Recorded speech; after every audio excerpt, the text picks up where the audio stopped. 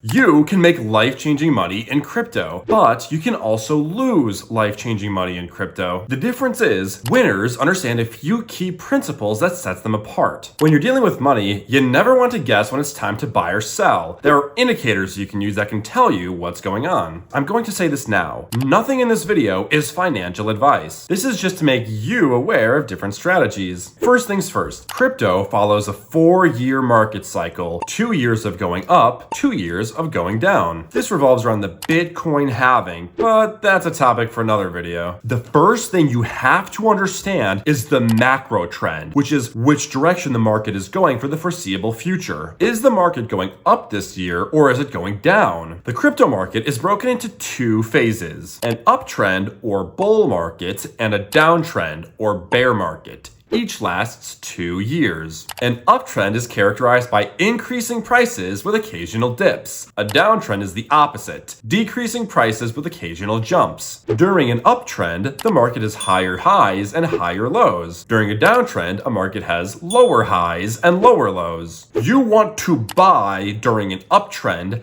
and sell during a downtrend. Let me say that again. You want to be in the market during an uptrend and completely out of the market during a downtrend. If you're in the market during an uptrend, your money will continuously gain value just by sitting there. However, if you notice a downtrend starting, quickly get out. Otherwise, your money will keep losing more and more value as the price trends down. Another thing I want to note, dips during an uptrend are completely normal. Many people during an uptrend see the price coming down a little bit and they totally freak out. A lot of times they panic sell and accidentally end up missing the next leg up. Calm down, it's all right. It's completely normal. Also, don't try to time the bottom or the peak. You don't have a surefire way of knowing you're there. Okay.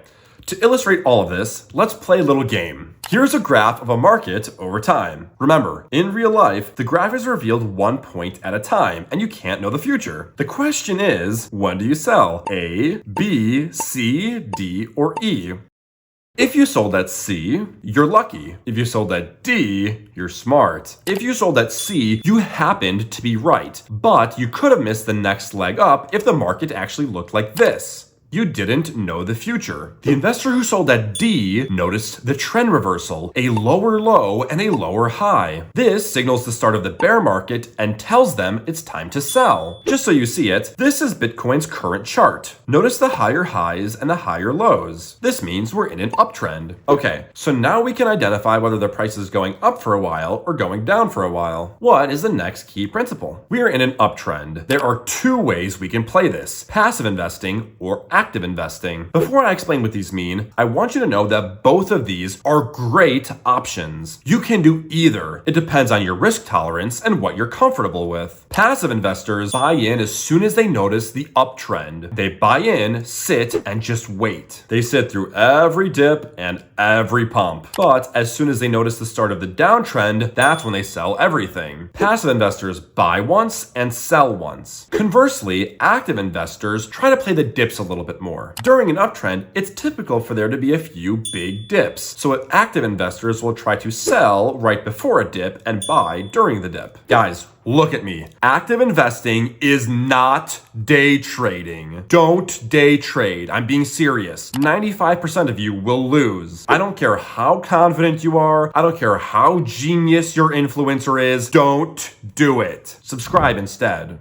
Active investors will typically buy 3 to 5 times, maybe more, but definitely nothing like trading multiple times a day. Let me tell you what I do. 90% of my money in crypto, I don't touch. It happily sits there through dips and pumps. 10% is play money. It's the money I play around with for shorter term trades. This is the money that you can have fun with. If you do great, awesome. And if you lose it, it's not such a huge deal. Lastly, building your portfolio. You want to build as strong as a portfolio as you can. Your goal is to maximize reward and minimize risk. This means picking coins that will outperform the others. So what am I getting at with all of this? Well, diversification. You hear it all the time because it works. Guys, don't buy just Bitcoin. You can make a stronger portfolio than that. There's a lot of great coins out there, and a lot of these coins are going to outperform Bitcoin and Ethereum. Adding these coins to your portfolio will strengthen it. Cryptocurrencies are broken down into multiple categories. There are huge ones that everyone knows about, like Bitcoin and Ethereum, but there's also AI coins, gaming coins, meme coins, and others. Consider coins from different sectors. It doesn't make a whole lot of sense to get 8 coins all from the gaming category, for example, because they'll all probably perform pretty similarly. Pick up some L2s, some AI coins, some meme coins, maybe some oracles. A note on meme coins. Many of you probably hate meme coins, and I get that. But look, the truth is you have to play the game a little bit. Others love meme coins. So if you love meme coins first,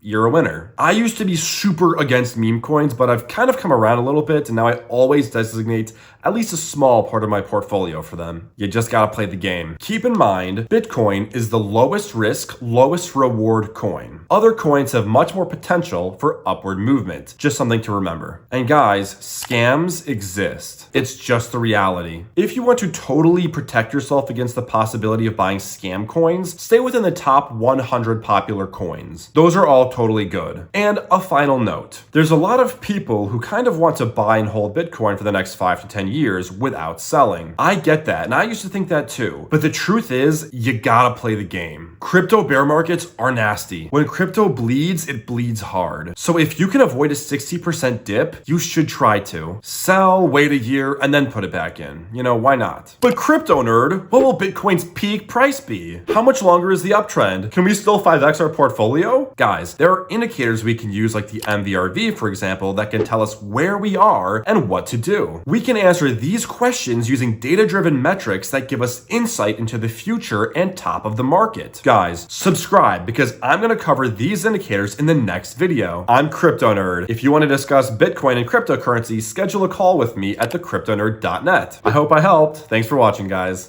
A downtrend is